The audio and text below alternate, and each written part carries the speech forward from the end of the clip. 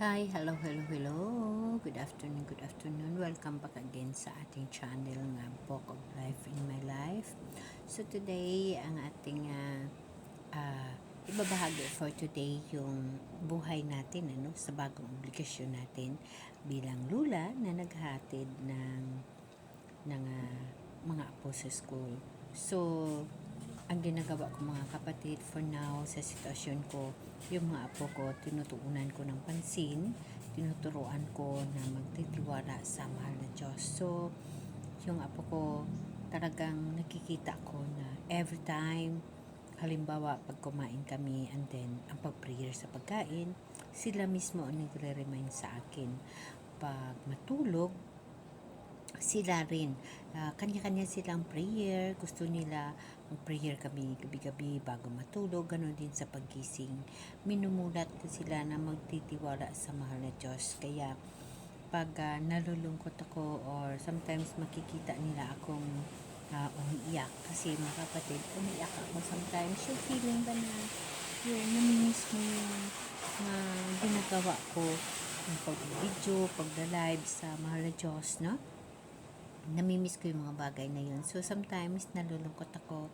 So, makita nila akong umiiyak, sasabihin nila, sige lang mamalakay, malapit na babalik si Jesus. So, masaya ako sa mga words na binibitawan ng mga bata kasi sa edad nila na 3 taon at 4 na taon, 10 taon, marunong na sila magtitiwala sa mahal na Diyos. Isa sa mga bagay na dapat natin matutuhan na ituturo sa mga bata kasi mga kapatid, alam naman natin na ang mga bata ay talagang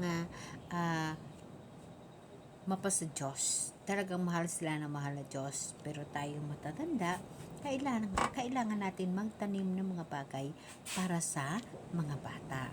Ganun ho mga kapatid. So, alam nyo ba na ang mga bagay na namimiss ko, yung mga pagla-live ko, yung paggawa ko ng mga video. Yes mga kapatid, hindi ko ako mahanap ng pera dito, kundi ang para sa akin ang makabahagi ako ng mga pulong ng Diyos at yung mga tinatawag na makahanda ho tayo sa pagbabalik ni Jesus. Alam naman ho natin na pabalik ang ating mahal na Diyos.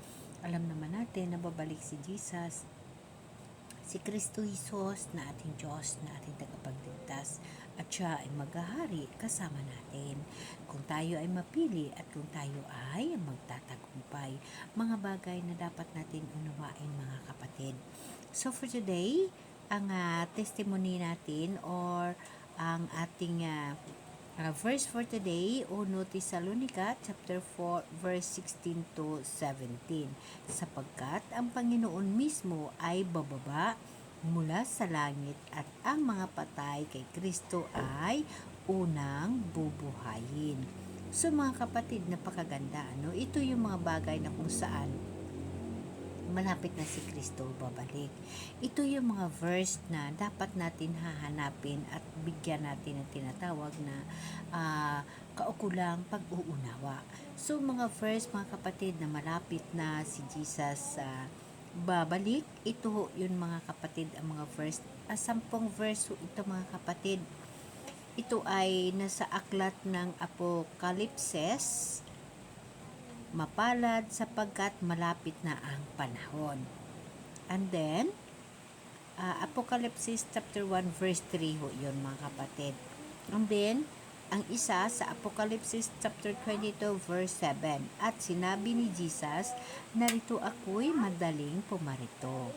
And then, Apocalypse chapter 22 verse 20, sinasabi ng nagpapatuo sa mga bagay na ito, oo, madali akong darating.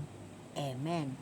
Halina, Panginoong Hesus. And then, ang pang-apat na sulat sa Pablo, sinulat ito ni Pablo sa Roma chapter 13 verse 11 to 12.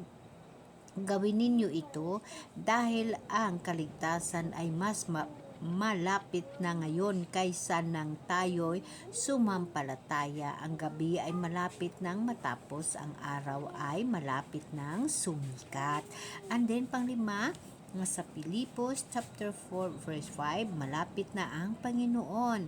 Ang pang-anim, 1 Tesalonica chapter 4 verse 16 to 17, sapagkat ang Panginoon mismo ay bababa mula sa langit at ang mga patay kay Kristo ay unang bubuhayin. Pangpito, sa ibaba pang-aklat, nakasaad ito sa Hebreo chapter 10 verse 25 to 37. Lalo na ngayon, makikita ninyong malapit na ang araw sapagkat kaunting panahon na lang at ang darating ay darating na. Number 8, Santiago chapter 5 verse 8. Pag magpakatatag din kayo dahil malapit na ang pagdating ng Panginoon. Number 9, 1 Pedro chapter 4 verse 7, ang wakas ng lahat ng bagay ay malapit na. Kaya maging mahinahon kayo at magpakatino sa panalangin. Yes, mga kapatid. Pang-sampo, Matthew chapter 24 verse 33, sabi mismo ni Jesus, ganun din naman kayo. Kapag nakita ninyo ang lahat ng ito, malalaman ninyong malapit na siya nasa pintuan na. Yes, mga kapatid, ang ibig sabihin, hindi ibig sabihin mga kapatid na bukas agad or agad-agad, no, kundi maghanda ho tayo kasi malapit na si Jesus darating. Kaya mga kapatid, tanong natin sa mga sarili natin, kung darating si Jesus ngayong gabi or bukas, handa na ba tayo? Handa ka na ba? Ayon mga kapatid, nakasaad ito sa basahin nyo sa 1 Juan chapter 2 verse 28. And then, mga kapatid, tanong sa sarili mo, may na-share ka ba ako tungkol kay Jesus ngayong linggo? May ibinahagi ba tayo na ginawa ni Jesus Christ ngayong linggo sa ating mga kapatid? And then, tanong mo sa sarili mo mga kapatid, ano yung dapat kong ayusin sa buhay ko? Yes, mga kapatid, makita mo, babasahin mo sa 1 Pedro chapter 4 verse 7. Mga kapatid, magpakatino tayo. Yes, mga kapatid. Kaya nga mga kapatid, magpakatatag kayo at huwag matitinag. Lagi ninyong gawin ang gawain para sa Panginoon. Dahil alam ninyong hindi masasayang ang inyong paghihirap para sa Kanya. Mababasa nyo yan mga kapatid, 1 Corinto chapter 15 verse 58. Hindi tayo natatakot kasi mga kapatid, malapit na ang kagalakan. Kaya mga kapatid, yun ang sinasabi na malapit na si Jesus. Yes, mga kapatid, malapit na si Jesus. Maghanda na ho tayo. Amen? Amen.